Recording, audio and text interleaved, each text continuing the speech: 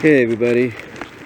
Yeah, I just got off the bus a little bit ago, and I am here with my 133rd edition of the Animated Girls Profile Confidential.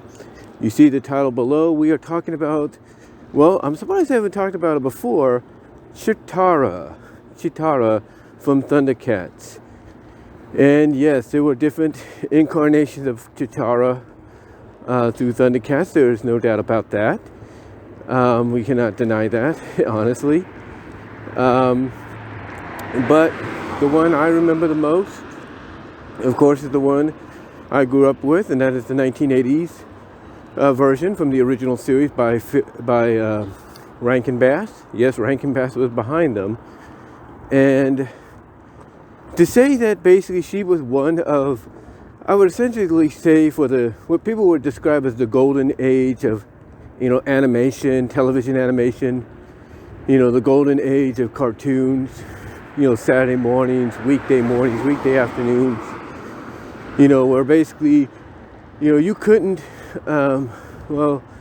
you couldn't tune in to one area without, well, not one area, but you couldn't tune into one channel via remote or even dial. That's right, because even at that time, back when I grew up in the 80s and even the early to mid 90s, most of the early 90s, you couldn't really watch, television, you could watch television, but you couldn't really watch it in your room unless you had a turn dial television, a knobs, the knobs, if you will.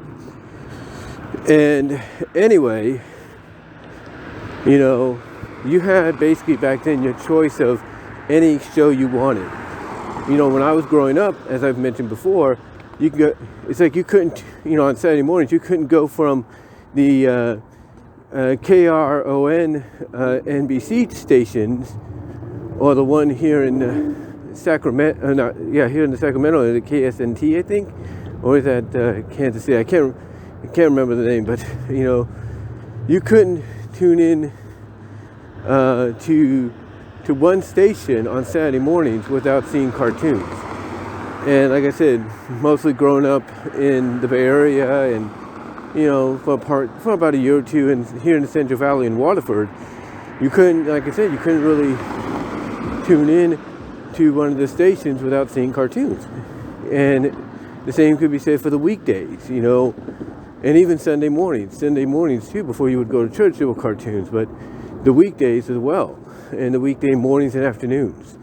And like I've said, for me, the block I would watch as a kid on stations like KBHK, which is KBCW now, and KTVU too, which is now Fox 2. You couldn't, there was not a moment. It's like one station would have, let's say, Hasbro, the Hasbro stuff like My Little Pony and G.I. Joe and Jem, that. And then the next station, that was known for a lot of cartoons during the weekdays, would have Rankin Bass, like Thundercats and Silverhawks, and and Jason the Wheel Warriors. And that's where basically, that is basically where, I watched Thundercats. Was on KBHK, like I said, now known as KBCW. And that's, when I first saw Cheetara. And to say, like I said, she was one of the first badass animated females out there on television is saying something.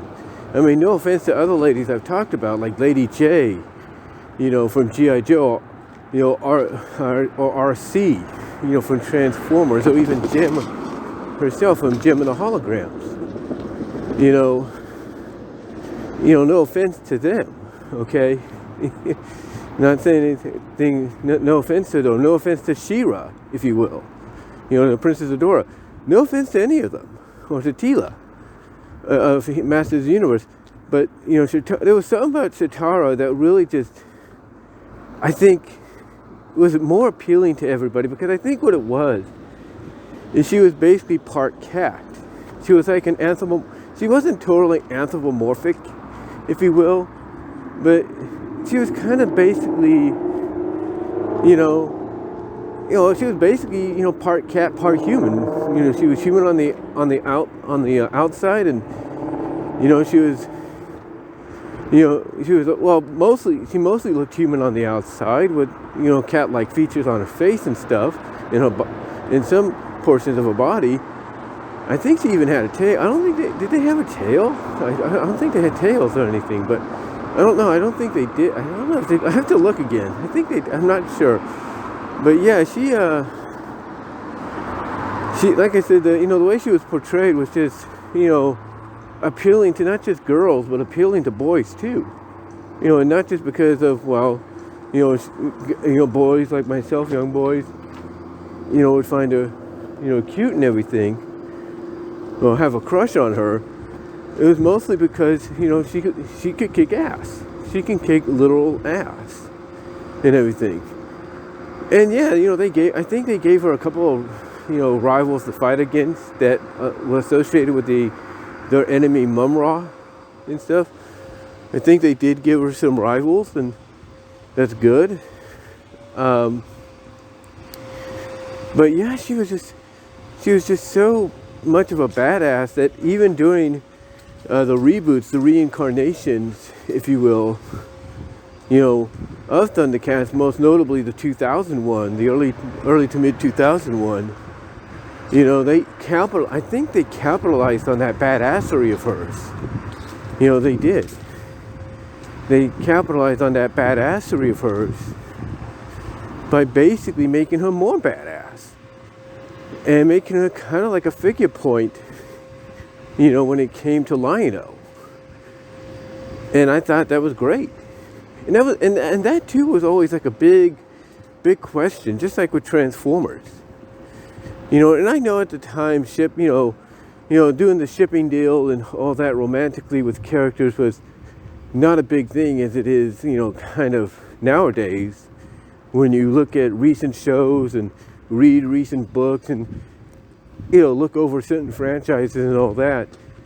You know, I know it wasn't as big or talked about as it is, you know, nowadays, but, you know, even back then, you know, a lot of kids were wondering, and even adults, but mostly kids my age, back in the mid 80s, you know, we were wondering, you know, like, who is, you know, Cheetara, you know, basically with. I mean, it wasn't much of a talking point, but, you know, when we would talk about, you know, our favorite shows and, you know, what we liked about it, and, we would even bring up, like, hey, who do you think Cheetara likes? Or who do you think RC likes? Who do you blah, blah, blah, blah? Who do you think Gadget likes and Rescue Rangers and stuff like that? And, you know, we'd give ourselves, you know, we'd give ourselves each different answers. You know, we would. We'd all each give ourselves, you know, different answers.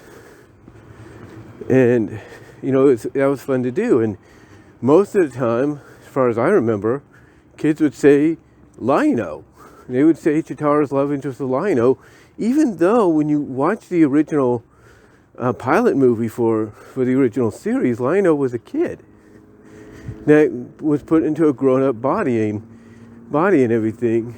Well, basically, he was a kid whose growth accelerated, you know, due to them being in that hibernation or something, you know, whatever it was. And, you know, he still kind of was like a kid at times, but if there's one thing I will admit about the reboot, you know, in the early to mid 2000s, they rectified that. I mean, they still had him be a little rebellious and bit of a kid, but they didn't have him as literally a kid that grew up, like, boom, you know, into an adult and everything, you know, remained that way. They kind of basically rectified it by basically, you know, having him already sort of grown up, you know, in the reboot.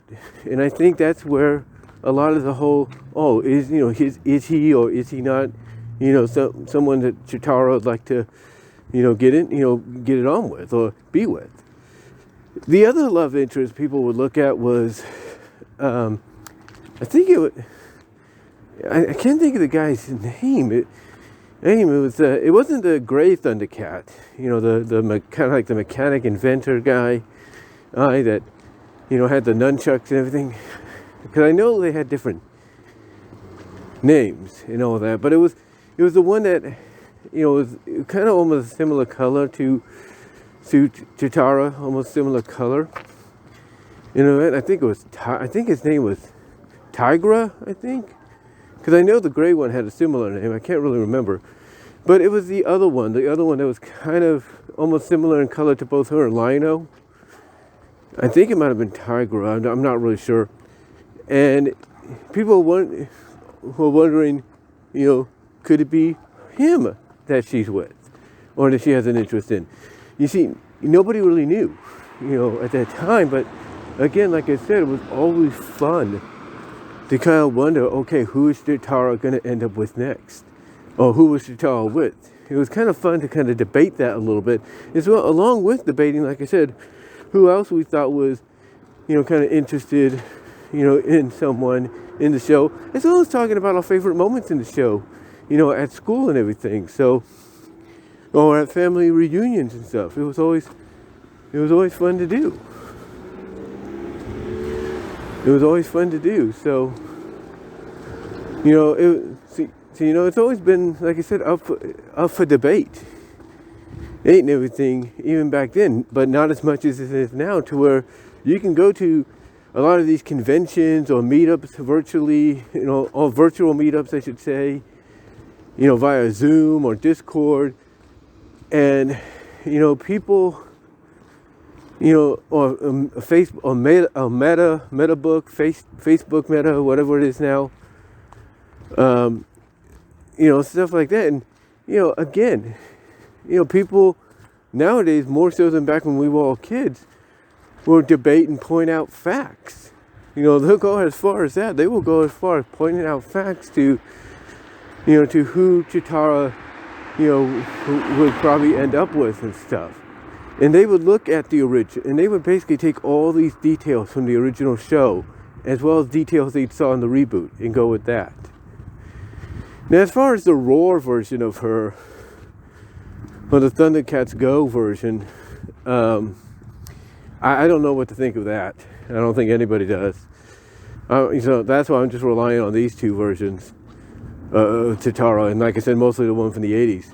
But yeah, overall, her character was such a badass character that you couldn't, and such an influence on young girls and somewhat young men, that you couldn't go to a comic convention, whether it was New York Comic Con, San Diego Comic Con, just annual Comic Cons in your area, without seeing someone, at least dressed up as Cheetara.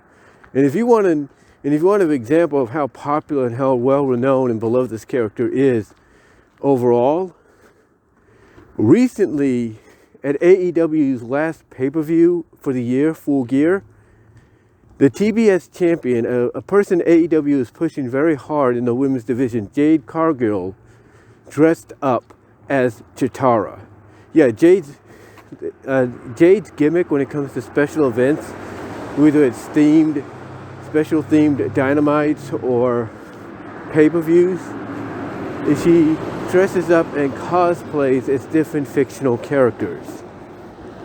And in this case, she ended the year as Cheetara, which I thought was really cool. Nice little callback to that character. And they even referenced it on the show, on the pay-per-view, who she was coming out as. So yeah, overall, Cheetara's character, I don't think there's no denying, the influence she has had on how a lot of female characters are portrayed as pretty much being able to take care of themselves and be badass, while doing it. So I kind of like that. About the character. But anyway, though, guys, that's all I'm going to say on Cheetara on this 133rd edition of the Animated Girls Profile Confidential. Let me know what your thoughts are down below. Comment if you like. Live chat during the premiere. Like the video. Check me out at my Teespring store for stuff you can't get anywhere else. Try to get it out to you before or even after Christmas. I think you'll like what you find there. Also, find me at BEW Restless Discussion, all your favorite audio podcast locations, except for Pandora. We are over 500 podcasts on there, guys. Thank you for all your support there. Also, check Check me out at divanarc.com, that's BVW1979. Also support me at Venmo at Brian-1-2, Cash App at BWRoses98, and support me at Patreon.com, says BWRoses with a $1, $3 tier. Also find me at Venmo, well not Venmo, but VENMO. Find me at VENMO for content you can't get here on YouTube. But until next time, guys, let me know what your thoughts are, and I am out.